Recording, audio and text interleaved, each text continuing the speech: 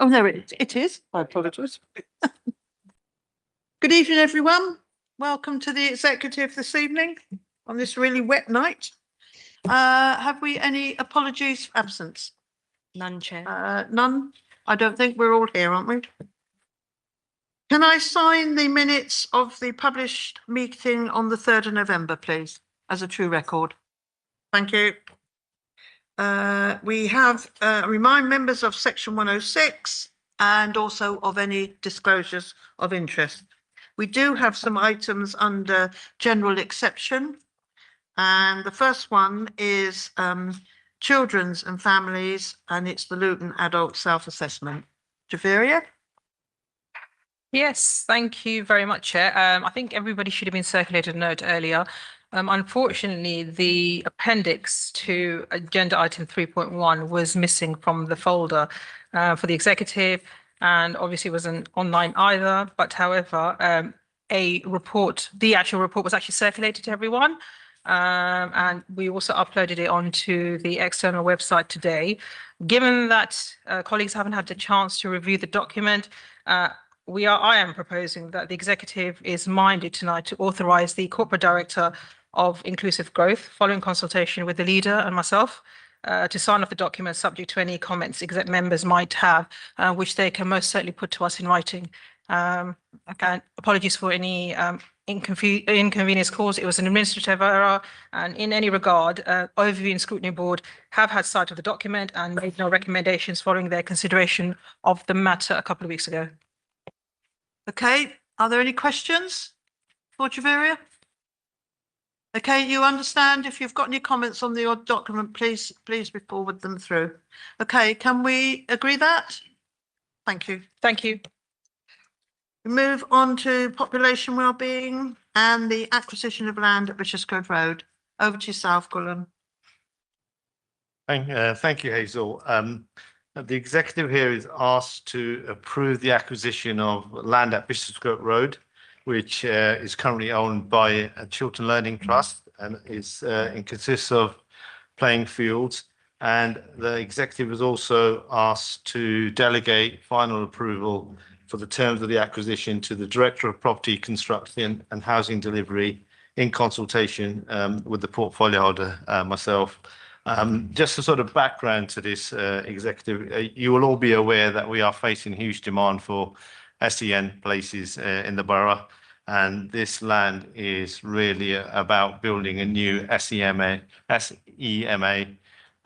school for about 112 pupils, which is desperately needed. This is provision we don't currently have in the borough, and will greatly help us in meeting the needs of some of our disadvantaged and SEN pupils.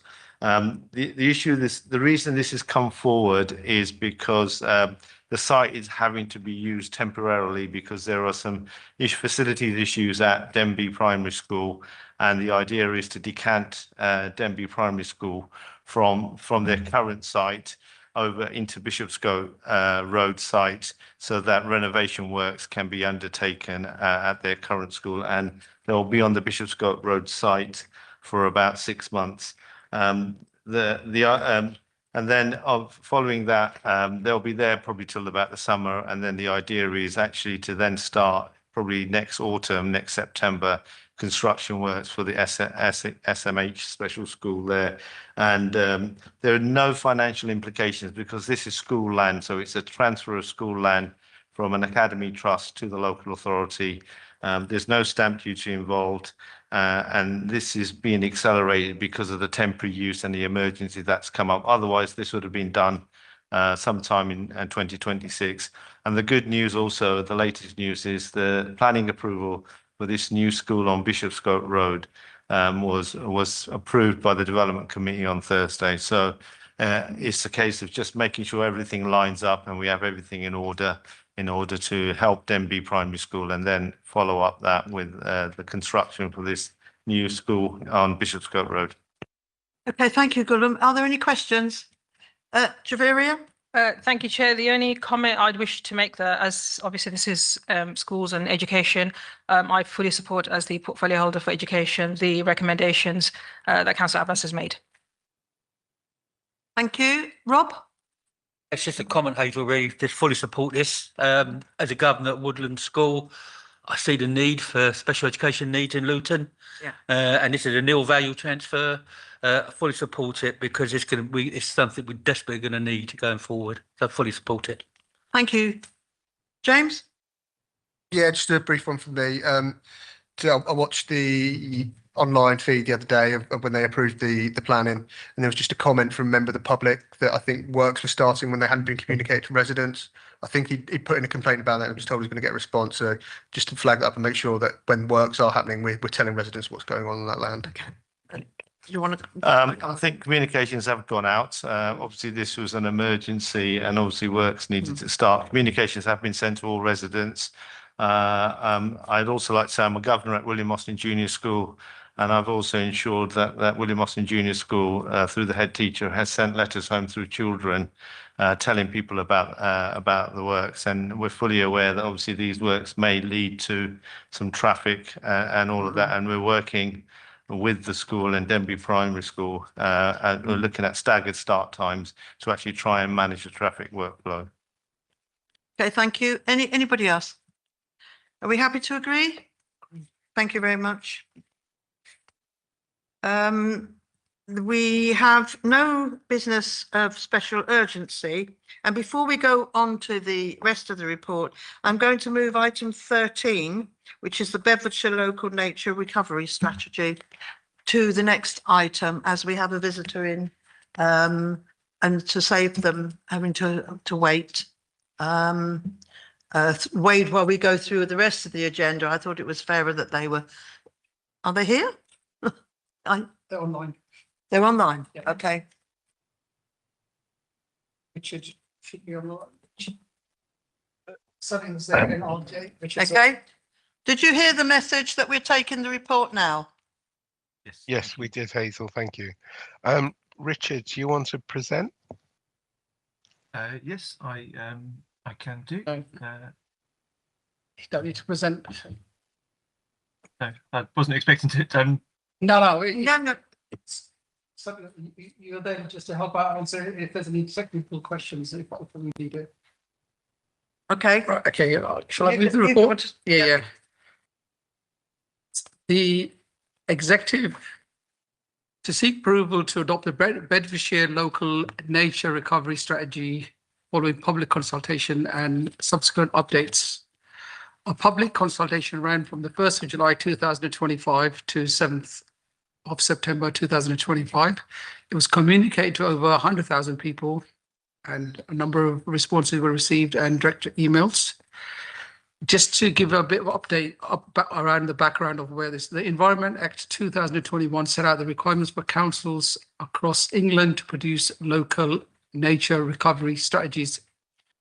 Each LNRS set out a description of the county's environment priorities for achieving nature recovery and locations of existing and potentially important sites for biodiversity. Central Bedfordshire Council is the responsible authority for delivering the LNRS for Bedfordshire, with Luton and Bedford Borough Councils acting as supporting authorities. The draft LNRS has been through public consultation and updates based upon responses that have been made.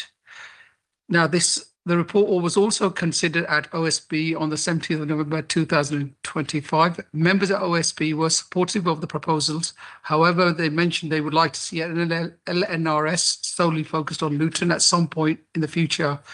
I'm happy for us to just note that recommendation, because subsequent, if we've got the resource, why would we not do our own one? But we know there could be local government reorganisation sometime in the future before the next one comes on. But this is the first one that we've had to do. So this is the very first one, and I'm happy to take any questions.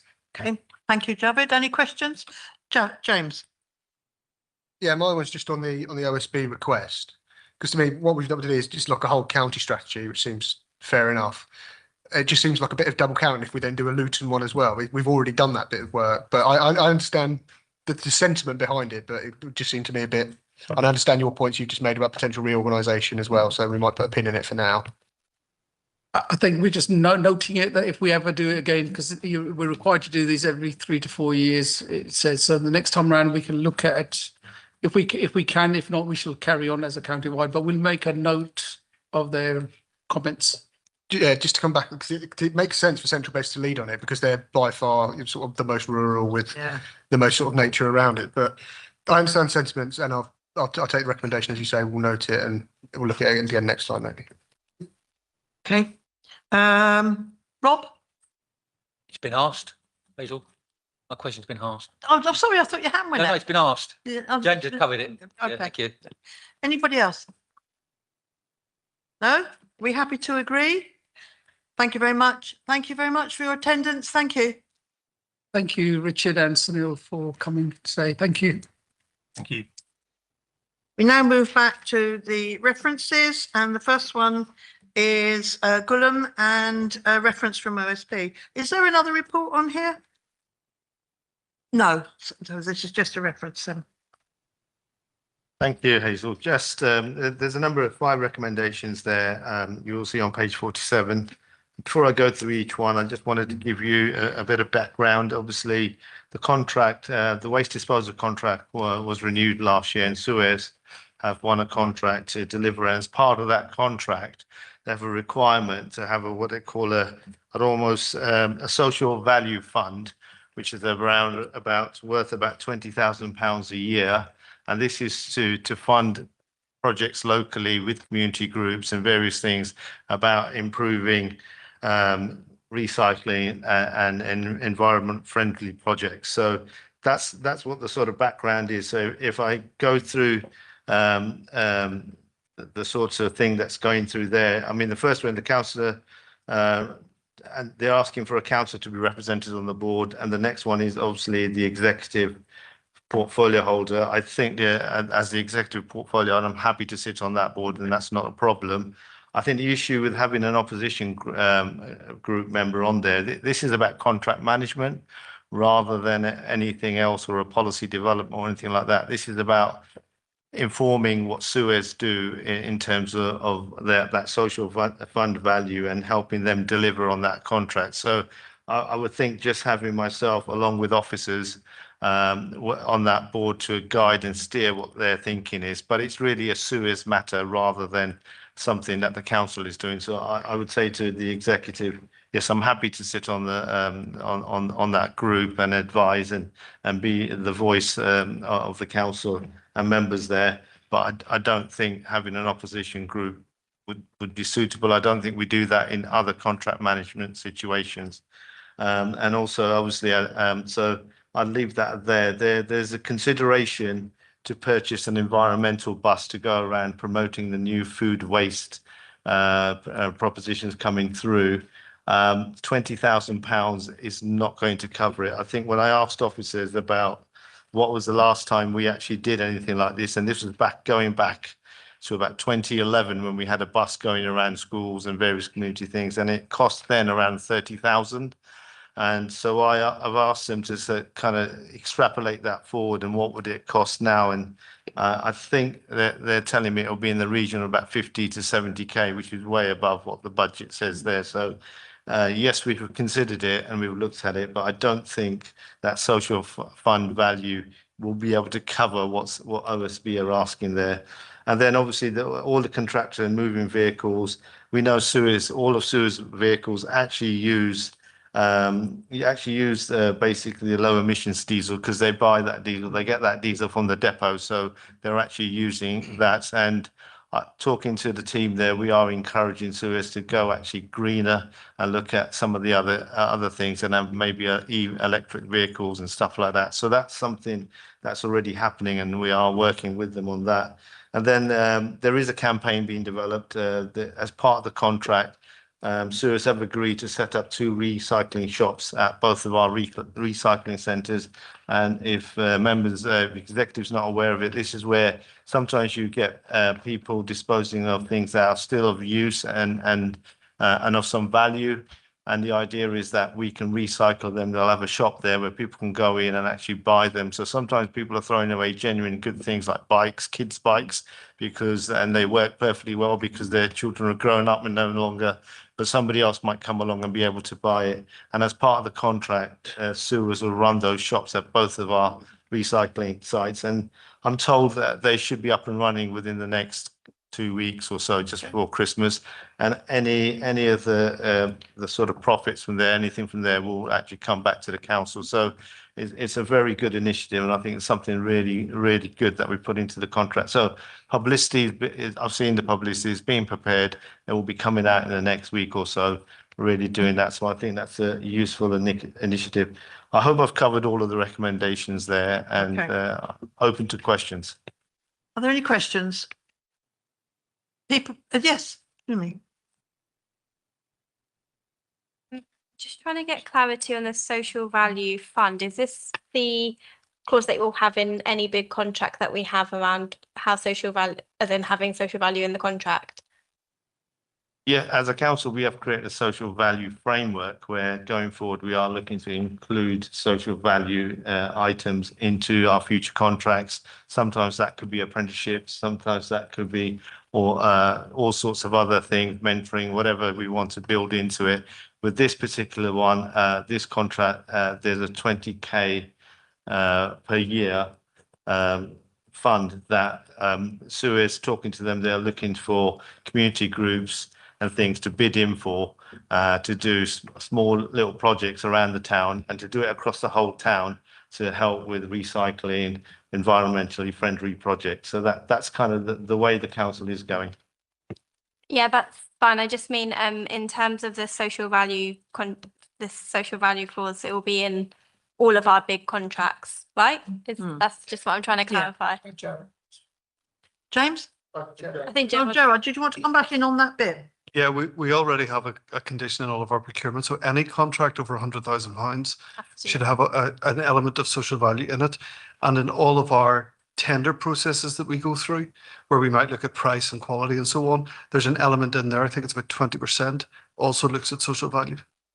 Yeah, so my question there is, are there any other contracts within the council where we're doing this in terms of having council involvement in the social value aspect of the contract? Yeah, pretty much every contract over 100,000 has an element So of it. I mean the councillor representation specifically. I know it's in every contract over 100,000. Oh, sorry, no. Is this the first time we're having councillor involvement in the social value aspect? Because I know the contracts have them. But Yeah. It's the first time. To my knowledge, yes. And I think this one's quite unique because it's an actual fund. Although there are other aspects of the social value in the waste management contract, part of it was creating this fund and then dispersing the fund. So that's the difference. That makes sense. Thank you. I just wanted to clarify that. Okay, thank you. James? Yeah, just going to run through some of the bits. Interesting that'd be about the first time with direct council involvement, but I think with Gerald laying out that it's a specific fund that needs awarded, it may be slightly different. I think with other contracts, it's how are you going to fulfil it, and then they propose how they'll fulfil that social value. Will it be apprentices? Will it be a number of hours committed to community causes? So going through that, if it's contract management, I'm happy with to sort of delete that last part and a member from the opposition group as Guillaume suggested. The bit around the bus, I mean, as I say, it's not going to go very far in purchasing a bus, and then once you bought the bus, you've got to pay for the bus and maintain the bus as well. So I think it's just the whole fund will just be eaten up by doing that. So I understand his motivations there. And the final bit on the publicity campaign, I think we're planning something in the new year related to food waste changes and encouraging cycling on that. So I think sort of roll it into that probably makes the most sense. And yeah, it seems like a great initiative on the recycling centres. I can't see why it couldn't be included, that an element of that couldn't be included in that campaign. Did you want to come back on that? No. That's all usual, useful contributions. We have started the campaign.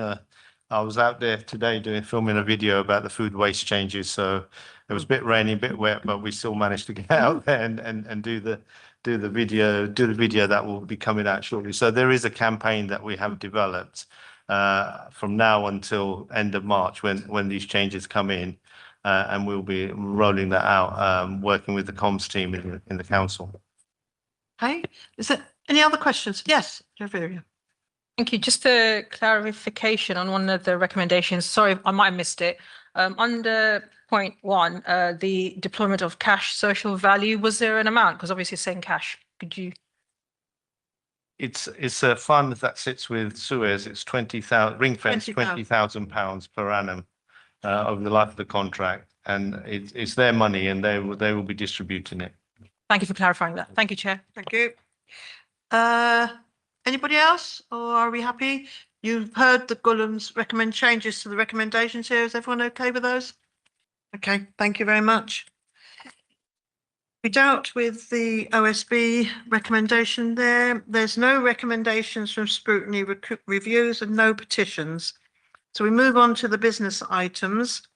And the first one is with me, and it's asking executive to agree to in principle to the loan of the Wenlock jug. I'm sure you will have all seen it up at Stockwood, and to the British Museum, which they're having an exhibition in next year, and they'd like to borrow our Wenlock jug to be part of that exhibition, which I think is a good thing for the town. So the recommendation is to agree that, and to agree to delegate the authority to the Director of Inclusive Economy to finalise the terms and sign the agreement on behalf of the council. I'll try and answer any questions of detail, but most of the information was in the report, to be honest. So is there any questions? Everyone okay with that? Oh, yes, James. Yeah, no, I'm happy to go ahead with it. I'm just wondering if there's anything we can ask them, or maybe a reciprocal offer of something maybe in future years, or is there something Luton related in their collection that we could maybe exhibit here or something like that? There often is opportunities for sharing things. I'm sure there's ongoing conversations. Do you know anything? Yeah, that's exactly the question we asked the British Museum and the Culture Trust. Is there a way to develop a wider partnership so that we could have a look at the artifacts that they have? Something down here for touring museums and other things. So that is part of the agenda. Okay, so we'll do if we can. Yeah. I suppose just make sure they give it back as well. We've heard about the British Museum. Yeah. We'll definitely get it back. Yeah. Is that agreed then? Thank you. And then we move on to item 9, which is the planning school places. Javiria. Just make a declaration. I'm a governor at William Austin Junior School, and it is mentioned in the paper. So I just wanted to make that declaration. Is that pecuniary? Yeah. Okay. Yeah. Carry on then. Governors, I guess. Yeah. Yeah. Anyone who's a governor needs to declare. Yeah. Woodland. Yeah. Okay, Javiria. Yes, thank you, Chair. It's good that we have governors. We need more of them. Okay, this basically paper is a recommendation to the executive to approve the draft planning school places for Luton, the Forward View 2025, which is set out in Appendix 1. As we all know, the council will need to plan for an expansion of school places, particularly given the increase in the birth rate and planning new housing. The demand for school places, we all know, is not spread evenly across the town, as new housing and inward migration tends to be concentrated in the South, High Town and town centre areas. So the document at Appendix 1 demonstrates the need to continue with our plans to further develop specialist provision for children with an EHCP. The positive aspect I'd like to highlight in the report is that the pupil projections use the latest data availability to proactively plan to ensure sufficiency of provisions for Luton's children. I mean, this is a live document, so it's regularly reviewed. And any contentious issues is that the forward document needs to be updated on an annual basis to take account of the most recent population trends and data, including the latest information on planned housing developments. And with that in mind, it's open to colleagues for any questions or comments. Okay, open to questions from anybody? Gullum? Thank you, Hazel. I was just going to say, I was pleased to read in the report that our child poverty rate has come down to 34%, and obviously with the 2-child cap now being removed, I think I'm looking forward to that coming down further. So that's really great. And I also wanted to thank Councillor Hussain, Javiria Hussain, Paul Wagstaff and Debbie for a really detailed bit of work. I think it's really great. What I'd also want to say is, as a result of that work, the Department for Education has allocated to Luton £44 million in capital funding over the next 2 financial years, which is a real boost to helping and get our schooling situation sorted out. And I just wanted to ask, as part of this work, will we be also looking at redefining catchment areas and making sure we've got the right catchment areas, given the sort of demand for school places. You want to take that, Debbie? Pass that to Debbie. Thank you. There's no plans at the moment to redefine catchment areas. That's mainly because the catchment areas are very much owned by the admission authorities. So, for example, in secondaries, all the catchment areas are owned by the actual individual secondary schools. So it wouldn't be something that we would redefine as a council particularly. I mean, catchment areas, they are one aspect of an oversubscription criteria, of which there are many aspects. So it's not going to revolutionise things particularly. We could potentially look at doing some minor alterations to some catchment areas, but they would be very much in conjunction with the admission authority, and they would need to have the appetite for that. So it's not completely off the cards, but it's not something we've got any imminent plans to do at the moment. I would encourage if we could talk to the admissions authorities, because there are, particularly in my ward, there are people in catchment areas that have little or no chance to get into the school that they're the catchment area for, because they tend to be on the outskirts because they're quite oversubscribed. So sometimes parents don't realise that. They think they're in a catchment area and they'll get into the school and then they realise they can't. So I would encourage if we could look at that, it'd be really good. Javeria? Thank you, Councillor Gillam, for your comments. What we can do is take it offline and have a look at it and explore it. Thank you. Thank you. Okay, James? Yeah, just briefly. So just looking on page 98 of the pack, 22 of the report, I think. So look at the central planning area, and a lot of the growth that's coming in is going to be soaked up by St Matthews. That's already a very large primary school, and they do a really great job.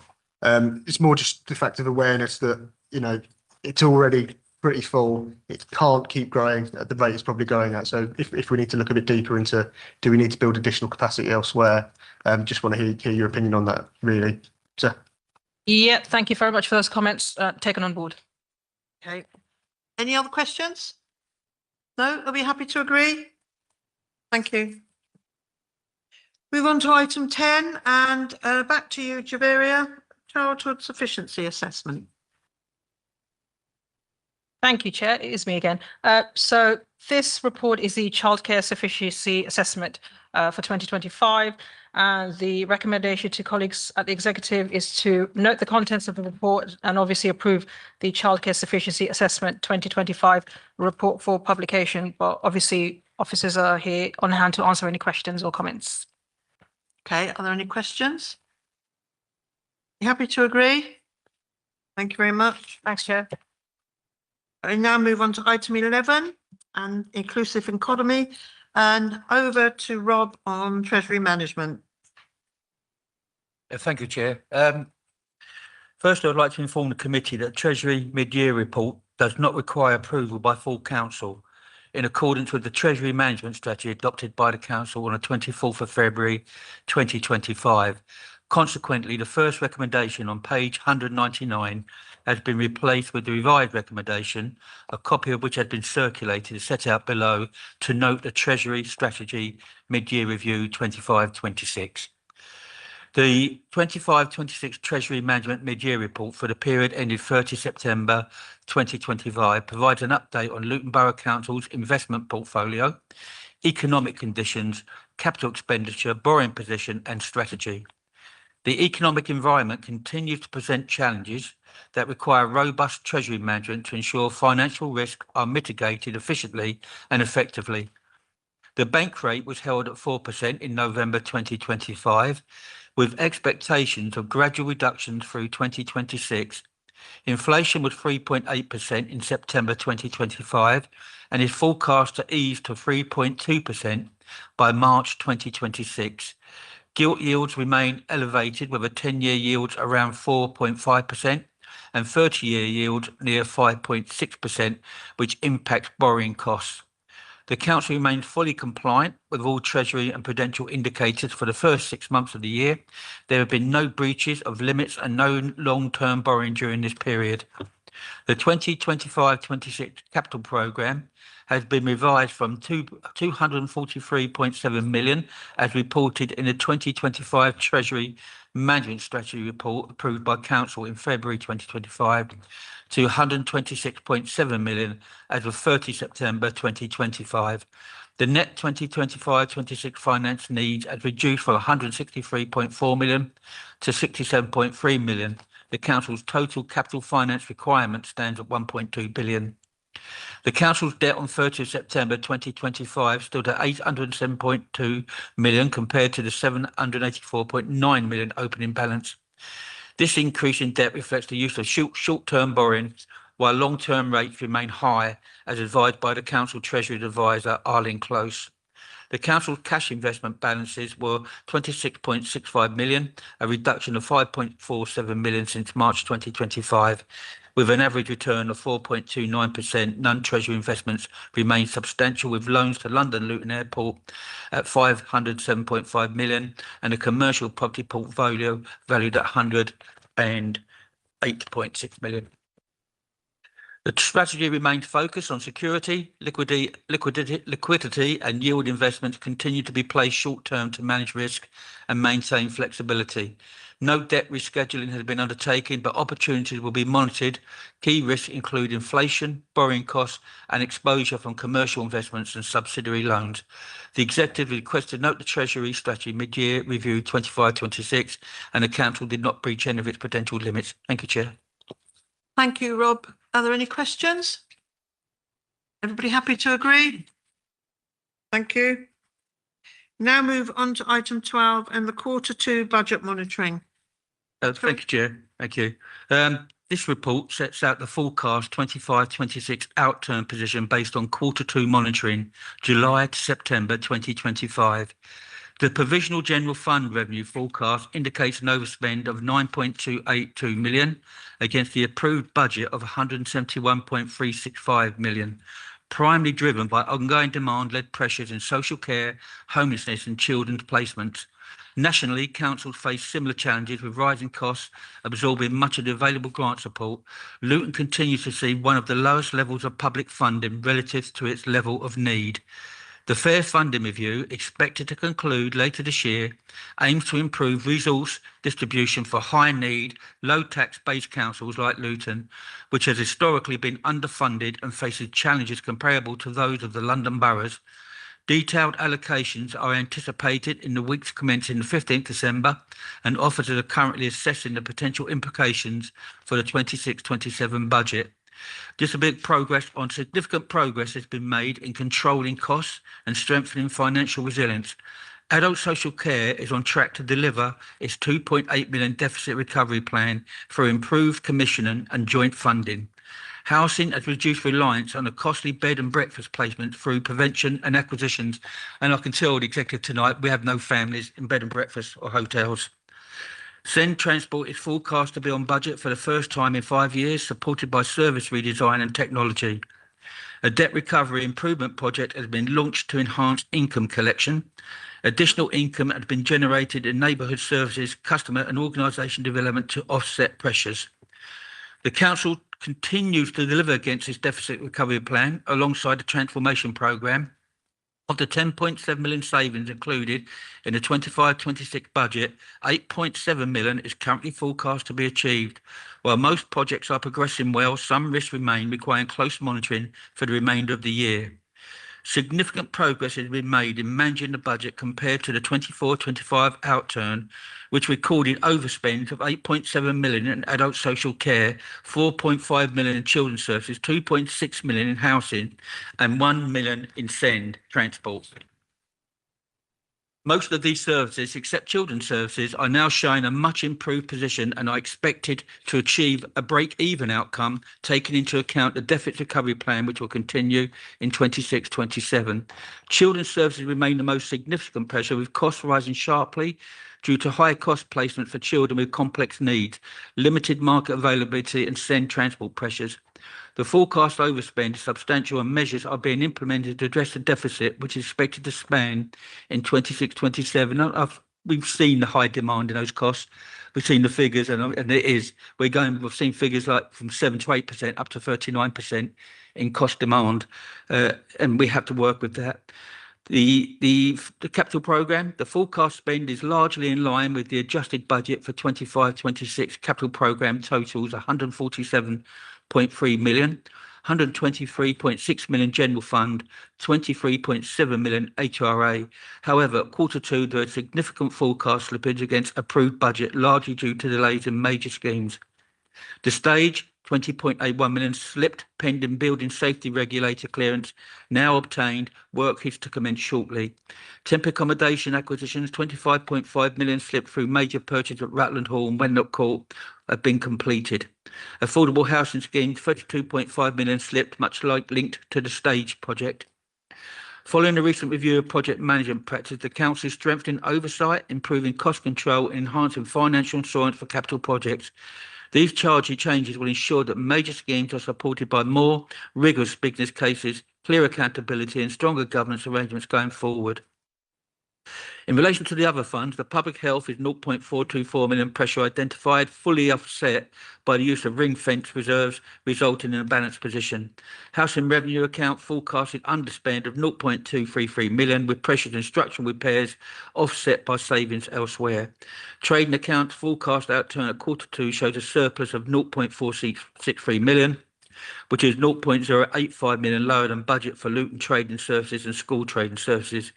Dedicated school grant, the high needs block continues to overspend, with a 0.36 million gap after transfer requiring further use of reserves. The recommendation is the executive to ask to note the Q2 position, the ongoing deficit plan, and endorse the recommendation set out in the full Q2 report. Thank you, Chair. Thanks, Rob. Bassett, I think I've got you first.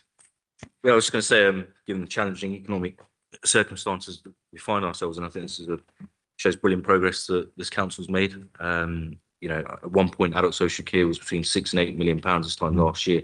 That's gone to under £2 million, and to have no families in bed and breakfast is a fantastic achievement. I think the group can be incredibly proud of, and I think it shows also the difference that the Labour government's made, and in giving us much needed additional funds, and the fair funding formula will hopefully make things even mitigate against some of the necessities we have in the council, especially when it comes to taking deprivation into account. So well done, and it shows the fantastic work that's been achieved. Thank you, Bassett. Any other questions? No, James? Just a bit of clarity around when we can expect to understand more about the impacts of the fair funding, when we'd hear more about that. We believe I don't want to, I'm saying very tongue in cheek, but I think we're going to do well with the fair funding, but we won't know really the full implication of that to around about what we said in the report, around about December 19th. But it is based on a low council tax rate, a high need pressure council, and they are looking to give us funding to help us support going forward. I don't know if Deb wants to say any more because he's punching the figures and having the conversations at the moment. I think, we've got some figures. We are doing the modelling. There are certain things we are still clarifying, and then hopefully we'll be presenting some of the numbers to discussing with officers right now. So hopefully we'll try to get some indicative figures to you ASAP. Yeah. Okay. Anyone else? Happy to agree the budget monitoring report? Thank you. Can I now take the next part of the agenda, the regulation for where we move into private, please, as read, and ask our members of the public to leave, please.